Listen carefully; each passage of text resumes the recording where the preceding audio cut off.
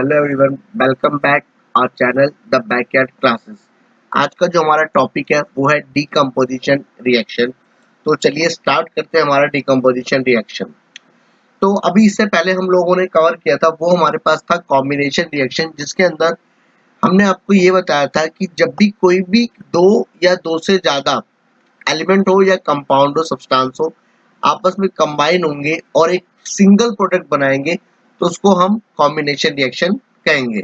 अगर आपको इसके बारे में जानना है तो लिंक मैं डिस्क्रिप्शन में दे दूंगा, वहां पे जाके आप कॉम्बिनेशन रिएक्शन कर सकते हैं। तो डीकम्पोजिशन रिएक्शन इसका बिल्कुल उल्टा होता है। डीकम्पोजिशन रिएक्शन में क्या होता है कि the reaction in which A compound split up into two और मोर सिंपल सब्सटेंस। इसमें क्या होता है कि एक कंपाउंड, जो कंपाउंड सिंगल एक कंपाउंड, वो आपका स्प्लिट अप हो जाएगा दो या दो से ज्यादा कंपाउंड में। अब यहाँ पे एग्जांपल देखो ध्यान से इस चीज को। अब जाहिर सी बात है, कोई भी चीज टूटने के लिए उसका पहले कंबाइन होना जरूरी है। तो हमारे पास जो यहाँ पे ए है वो एक एलिमेंट की फॉर्म में नहीं है, वो ध्यान रखना हमेशा कंपाउंड की फॉर्म में होगा। अब जब आपका एक एलिमेंट ए है, वो ए एलिमेंट आपका, सॉरी, एक कंपाउंड आपका ब्रेक हो रहा है दो या दो से ज्यादा एलिमेंट में भी कह सकते हो और कंपाउंड में भी।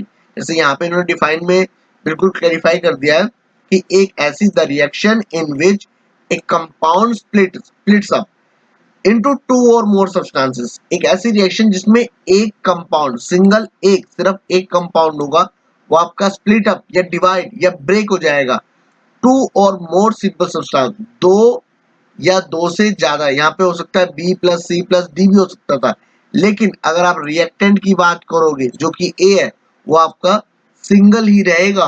यानी एक सिंगल कंपाउंड आपका ब्रेक होगा दो या दो से ज्यादा कंपाउंड के अंदर और एलिमेंट के अंदर। जब भी ऐसा कभी होगा तो उस टाइप की रिएक्शन को आप बोलोगे डीकम्पोजिशन रिएक्शन। अब डीकम्पोजिशन रिएक्शन मतलब कोई भी सब्सटेंस आपका डिकम्पोज हो रहा है, स्प्लिट अप हो रहा है, ब्रेक डाउन हो रहा है। जब कोई भी सब्सटेंस ब्रेक डाउन होगा तो जाहिर सी बात है उसको कोई ना कोई चीज आप प्रोवाइड कराओगे तोड़ने के लिए। अगर आप स्टोन को भी ब्रेक करते हो तो उसको भी हैमर करना पड़ता है, किसी भी चीज को तोड़ने के लिए उसको फोर्स लगाना पड़ता है। सिमिलरली इसमें एक कंपाउंड को स्प्लिट अप करने के लिए भी आपकी कोई ना कोई एनर्जी यूज होगी। तो एनर्जी हमारे पास तीन टाइप की है, अभी दो बता रहा हूं मैं आपको। पहली हमारे पास आती है थर्मल डिकम्पोजिशन। थर्मल डिकम्पोजिशन, अब मैंने आपको बताया था थर्मल का मतलब क्या होता है। थर्मल का मतलब होता है हीट। कि कहीं भी वर्ड आ जाए, एक्सोथर्मिक, थर्मिक बताया था वो भी हीट होता है, और अगर थर्मल वर्ड आ जाए तो वो भी हीट होता है। तो थर्मल डिकम्पोजिशन का मतलब क्या है, अब पहले आपको दो पार्ट में इसको डिवाइड कर दो, एक तो डिकम्पोजिशन कर दो और एक तो थर्मल कर दो। डीकम्पोजिशन का मतलब स्प्लिट अप, एक सिंगल कंपाउंड स्प्लिट अप हो रहा है दो या दो से ज्यादा कंपाउंड और एलिमेंट में। तो हमारे पास यहाँ पे डिकम्पोजिशन तो हो रहा है, लेकिन वो कंपाउंड स्प्लिट अप किससे हो रहा है, with the help of heat. Heat की वजह से वो कंपाउंड आपका ब्रेक डाउन हो रहा है। तो उस टाइप की रिएक्शन को आप बोलोगे थर्मल डिकम्पोजिशन रिएक्शन। देखो यहाँ पे, when decomposition is carried out by heating, जब भी डिकम्पोजिशन रिएक्शन होगी हीट की वजह से, उसको आप बोलोगे थर्मल डिकम्पोजिशन। एग्जांपल हमारे पास लेके चलते हैं। फेरियस सल्फेट है FeSO4, साथ साथ फॉर्मूले भी याद करते रहना आप लोग, ग्रीन कलर का ही होता है हमारे पास। उसको जब आपने हीट दिया, हीट देने के बाद Fe2O3 फेरियस ऑक्साइड बना, प्लस सल्फर डाइऑक्साइड बना और सल्फर ट्राइऑक्साइड आपके बने। अब यहाँ पे देखो, आप रिएक्टेंट साइड पे, ये से बोलते हैं रिएक्टेंट साइड, यानी लेफ्ट हैंड, आप स्क्रीन देख रहे होगे, वीडियो देख रहे होगे, वीडियो के लेफ्ट हैंड साइड वाला पार्ट आपका रिएक्टेंट है, एरो से पहले वाला पार्ट रिएक्टेंट है।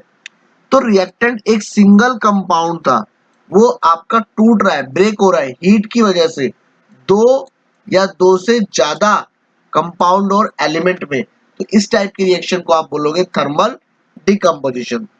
सेकंड एग्जांपल से हमारे पास है लाइमस्टोन, कैल्शियम कार्बोनेट को हीट कर रहे हो, कैल्शियम ऑक्साइड जिसको क्विकलाइम बोलते हैं, और कार्बन डाइऑक्साइड आपका फॉर्म हो रहा है। अगला पीबी, लेड नाइट्रेट, जिसको हम PbNO3 का ब्रैकेट 2 बोलते हैं। इसके अंदर हीट आप दे रहे हो तो आपका लेड ऑक्साइड बन रहा है, PbO बन रहा है, प्लस नाइट्रोजन डाइऑक्साइड और ऑक्सीजन आपकी रिलीज हो रही है। तो इसमें इन तीनों इक्वेशन के अंदर अगर आप ढंग से देखोगे सही से, तो तीनों इक्वेशन के अंदर जो कंपाउंड था वो आपका सिंपल एक कंपाउंड था, और वो एक कंपाउंड आपका ब्रेक हो रहा है, टूट रहा है। टूटने के बाद दो या दो से ज्यादा कंपाउंड और एलिमेंट के अंदर डिवाइड हो रहा है, और उसको कौन कर रहा है? हीट कर रहा है। इससे ये पता चला कि हमारे पास जब भी कोई भी डिकम्पोजिशन रिएक्शन होगी और उसके अंदर हीट का यूज होगा, तो उस टाइप की रिएक्शन को आप थर्मल डिकम्पोजिशन रिएक्शन बोलोगे। अगला हमारे पास आता है इलेक्ट्रोलाइटिक डिकम्पोजिशन। अब इलेक्ट्रोलाइटिक डिकम्पोजिशन क्या होता है? अब नाम से आपको क्या पता चल रहा है कि इलेक्ट्रोलाइटिक, इट मींस कहीं ना कहीं इसके अंदर इलेक्ट्रिसिटी इन्वॉल्व है। तो जब भी इलेक्ट्रो बोल दे, इलेक्ट्रो का मतलब इलेक्ट्रॉन्स, तो इलेक्ट्रॉन्स का मतलब energy in the form of electric current. तो यहाँ पे हमारे पास आता है इलेक्ट्रिक करंट की एक ऐसा डिकम्पोजिशन रिएक्शन, मतलब रिएक्शन वो डिकम्पोजिशन है, क्योंकि यहाँ पे मैंने वही बोला आपको, डिकम्पोजिशन अलग याद करो, इलेक्ट्रोलाइटिक अलग याद करो, अपने आप ये डिफाइन बन जाएगी। अब डिकम्पोजिशन रिएक्शन तो हो रही है, लेकिन यूज किसका कर रहे हैं हम एनर्जी की फॉर्म में?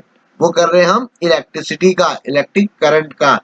तो जब भी when decomposition reaction is carried out by passing electricity, जब भी कोई decomposition reaction carry out होगी by passing electricity, इलेक्ट्रिसिटी का यूज करके, उसको आप बोलोगे इलेक्ट्रोलाइटिक डिकम्पोजिशन रिएक्शन।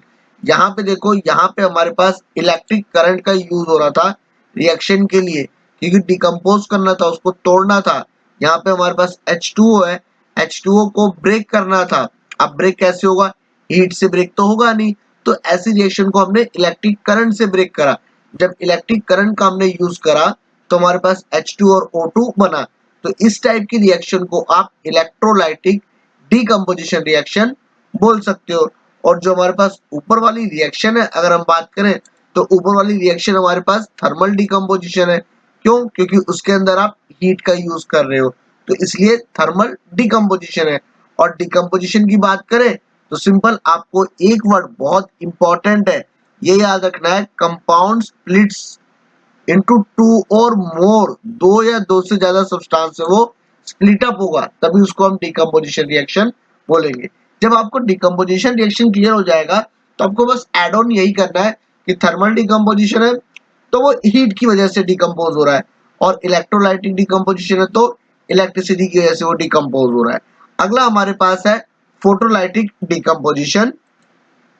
अब बात करते हैं फोटोलाइटिक डिकम्पोजिशन। अब फोटोलाइटिक डिकम्पोजिशन में क्या होता है कि फोटोलाइटिक, अब अगर नॉर्मल हम बात करें, फोटो का मतलब पिक्चर, बट यहाँ से पिक्चर का मतलब नहीं है, फोटो का मतलब है light.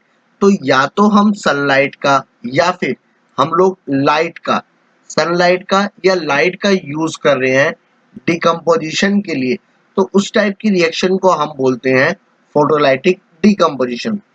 when decomposition is carried out, जब भी कोई भी decomposition reaction होगी in the presence of sunlight, sunlight की presence है, मतलब कि decomposition तो हो रहा है, लेकिन sunlight की वजह से वो कंपाउंड जो आपका स्प्लिट अप हो रहा है, ब्रेक डाउन हो रहा है, तो उस टाइप की रिएक्शन को आप बोलोगे फोटोलाइटिक डिकम्पोजिशन रिएक्शन। अब यहाँ पे एग्जांपल, हमारे पास फोटोलाइटिक डिकम्पोजिशन का एग्जांपल है, एग्जांपल लेके चलते हैं। हमारे पास आता है कि AgCl, सिल्वर क्लोराइड को जब भी आप सनलाइट के प्रेजेंस में रखोगे या आपका सनलाइट उसे मिलेगा, तो वो आपका सिल्वर और क्लोराइड दोनों अलग अलग हो जाएंगे। इसीलिए कहा जाता है सिल्वर क्लोराइड को सनलाइट के प्रेजेंस में नहीं रखना चाहिए, क्योंकि जैसे ही सिल्वर क्लोराइड आपका सनलाइट के प्रेजेंस में आएगा, वो आपका सिल्वर और क्लोराइड दोनों अलग अलग सब्सटेंस में कन्वर्ट हो जाएगा। सेकंड एग्जांपल है, कभी बार पेपर में क्वेश्चन भी आ जाता है कि सिल्वर क्लोराइड को हम डार्क प्लेसेस पे क्यों रखते हैं? डार्क मतलब अंधेरी जगह पे क्यों रखते हैं? क्योंकि अगर हम उसको लाइट जगह पे रखेंगे तो लाइट की रिएक्शन की वजह से वो आपका डिकम्पोज हो जाएगा, और उसमें से आपका सिल्वर और क्लोराइड दोनों अलग अलग हो जाएगा। दूसरा हमारे पास सिल्वर ब्रोमाइड, अगर इसको हम करते हैं तो हमारे पास सनलाइट की प्रेजेंस में सिल्वर और ब्रोमीन दोनों हमारे पास अलग अलग हो जाता है बाय यूजिंग सनलाइट। अब आता है हमारे पास एक चीज कि silver chloride turns grey on exposure to sunlight. यहाँ पे लिखा हुआ है सिल्वर क्लोराइड टर्न्स ग्रे। जब भी सिल्वर क्लोराइड को आप in the presence of sunlight रखोगे वो आपका ग्रे कलर में कन्वर्ट हो जाएगा। ये ध्यान रखना, ये जो छोटे छोटे पॉइंट्स है कभी कभार आपके एग्जाम में आ जाते हैं कि सनलाइट के प्रेजेंस में उसका कलर कैसा हो जाएगा। तो यही छोटे छोटे पॉइंट आपको 1 मार्क देने में, 1 मार्क गेन करने में हेल्प कर सकते हैं, तो इनको कभी स्किप नहीं करना। अब यहाँ पे लिखा above reaction is use in black and white photography. जो हमारे पास ये रिएक्शन है वो रिएक्शन हमारे पास यूज की जाती है ब्लैक एंड व्हाइट, जो फोटोग्राफी पहले होती थी ब्लैक एंड व्हाइट कलर की, उसके अंदर ये रिएक्शन की जाती है। तभी आप लोग देखते थे कि जब भी मूवीज में दिखाते हैं कि जब भी फोटोज को जो उसके नेगेटिव्स को हम करते हैं तो लाइट सारी बंद कर देते हैं ताकि वो हमारी लाइट का एक्सपोजर ना पड़ पाए और दोनों कंपाउंड जो वो स्प्लिट अप ना हो पाए। अब इसी के अंदर हमारे पास आता है एंडोथर्मिक रिएक्शन। अब एंडोथर्मिक रिएक्शन का मतलब इसमें एक बेसिक सा एग्जांपल ये एंडोथर्मिक में कि एक्सो में क्या था, एक्सो में था आपका हीट और एंडो में क्या होता है, एक्सो में हीट आपका रिलीज हो रहा था, लेकिन एंडो में क्या है, एंडो में हीट आपका, थर्मिक का मतलब हीट होता है, एंडो में क्या है आपका हीट इन्वॉल्व हो रहा है आपका। जब हीट इन्वॉल्व होगा तो उसको बोलोगे आप एंडोथर्मिक रिएक्शन।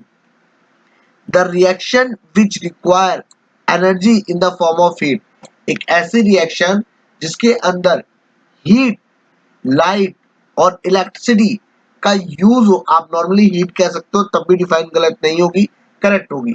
तो हमारे पास बोल रहा है the reaction which require energy in the form of heat, एक ऐसी रिएक्शन जिसके अंदर एनर्जी की रिक्वायरमेंट हो रही है हीट की फॉर्म में, लाइट की फॉर्म में और इलेक्ट्रिसिटी की फॉर्म में, टू ब्रेक द रिएक्टेंट। वही रिएक्टेंट का मतलब ये जैसा रिएक्टेंट एक कंपाउंड है उसको ब्रेक करने के लिए is known as endothermic reaction. ध्यान में रखना है एंडोथर्मिक रिएक्शन वो रिएक्शन होती है जिसके अंदर आप एनर्जी का यूज करते हो चीजों को ब्रेक करने के लिए, स्प्लिट अप करने के लिए, उसको हम बोलते हैं एंडोथर्मिक रिएक्शन। एक्सो में क्या था कि रिएक्शन होने के बाद आपकी एनर्जी रिलीज होती थी, लेकिन इसके अंदर क्या है कि एनर्जी का यूज किया जाता है उस रिएक्शन को ब्रेक करने के लिए। जैसे कि अभी हम लोगों ने पढ़ा सनलाइट का हम यूज कर रहे थे, उससे पहले हमने पढ़ा सनलाइट का यूज कर, उससे पहले हम लोगों ने पढ़ा इलेक्ट्रिक करंट का यूज कर रहे हैं, उससे पहले हमने पढ़ा हीट का यूज कर रहे हैं। तो कहीं ना कहीं इसमें सारी एनर्जी ही तो है, तो इस इन सबकी एनर्जी का यूज कर रहे हैं एक कंपाउंड को, जो हमारे पास एक कंपाउंड है उस कंपाउंड को स्प्लिट अप करने के लिए दो या दो से ज्यादा सब्सटेंस में। तो इस टाइप के रिएक्शन को आप बोलोगे एंडोथर्मिक रिएक्शंस।